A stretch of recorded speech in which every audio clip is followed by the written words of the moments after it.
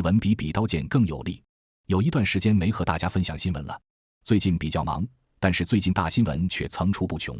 其中许多都是关于中国与邻国之间友好关系的消息。虽然这个话题在网上已经被广泛讨论，但今天我想从一个独特的视角来探讨这个问题。我们常说以古喻今，因为只有真正了解历史，才能理解当今世界的复杂局面。因此今天我想分享一段历史来探讨当今情况的相关性。具体来说，我想讲讲上世纪希特勒和墨索里尼之间的友谊。当我们谈到希特勒和墨索里尼之间的友谊时，可能会感到有些困惑。毕竟希特勒经常在友谊方面不守信义，背叛他的许多朋友和同事，甚至包括他的好友罗姆和最亲密的下属隆美尔。然而墨索里尼却是一个例外。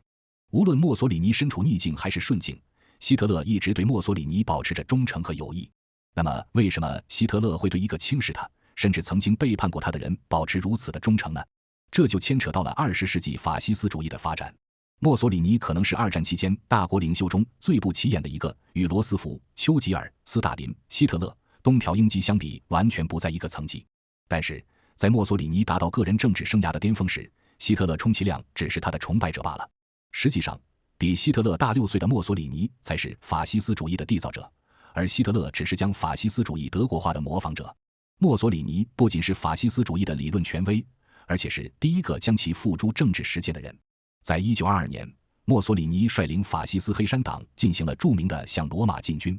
仅一次散步就夺取了意大利的政权。这一壮举显然深深地影响了希特勒，于是在1923年，他在慕尼黑发动了啤酒馆政变，企图复制墨索里尼的成功模式，但结果却是一场闹剧，直接将他送到了法庭之上。直到希特勒走上政治舞台的巅峰时刻，即1933年成为元首，墨索里尼才开始对这位崇拜者表现出关注。然而已经执政10年的墨索里尼对希特勒的态度仍是十分冷漠。在一封写给希特勒的信中，墨索里尼甚至用老师的口气倚老卖老，任何人都不会比我懂得更多，因为我已经有40多年的执政经验。1934年6月14日，希特勒主动拜访了墨索里尼，目的是表明德国对意大利的小弟奥地利没有非分之想。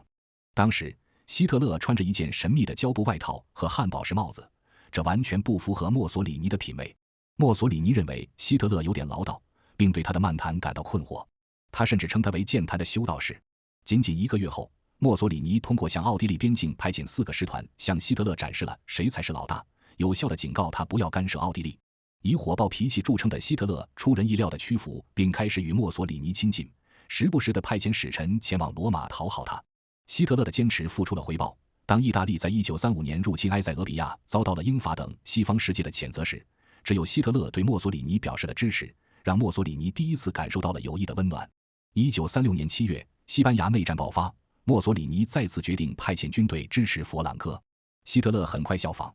这预示着他们在第2次世界大战中最终成为合作伙伴。墨索里尼对希特勒的忠诚和奉献印象深刻，并在1936年10月与德国签订了第1个同盟条约。墨索里尼在其中发挥了他的法西斯理论权威，首次提出了轴心这个让全世界人民闻风丧胆的著名词汇，这也是臭名昭著的轴心国联盟的诞生。此时希特勒正在成为一股不可忽视的力量，德国的国力和军力正在飞速膨胀中，墨索里尼不得不注意到这一点。1938年，希特勒决定吞并奥地利，他担心墨索里尼会如何反应，但这一次墨索里尼挺身而出，表示奥地利对他是无关紧要的。1939年8月，二战爆发前几天，希特勒急切地等待墨索里尼参与战争努力，但是突然间墨索里尼拒绝兑现他的承诺。1940年6月11日，当墨索里尼意识到法国已经被击败并且满足参战条件时，他急切地派遣意大利军队参战。然而在1周的战斗之后，32个意大利师未能将6个法国师从阿尔卑斯山前线上击退，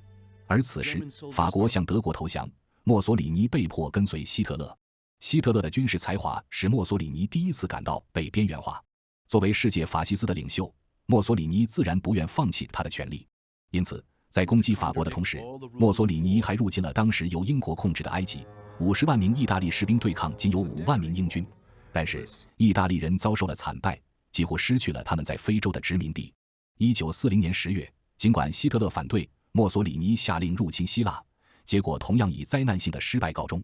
希特勒不得不介入清理墨索里尼制造的混乱。尽管希特勒最初并不想攻击希腊，最后也打下来。原本想集中力量进攻苏联，也还是派了隆美尔到非洲处理残局。意想不到的是，隆美尔在胜利后被誉为战争之神。然而，作为失败的代价，墨索里尼与希特勒的关系逆转了。在这个由权力重组形成的友谊中，墨索里尼从希特勒的导师和偶像变成了他的跟班和伙伴。1943年7月，在盟军登陆西西里仅2周后，墨索里尼被军事政变推翻，并随后被软禁在家中。在接下来的几周中，希特勒花了大量时间讨论如何在军事会议上营救墨索里尼。1个月后，希特勒派遣他最有能力的特种部队指挥官斯科尔泽尼去解救墨索里尼脱离他的高山别墅。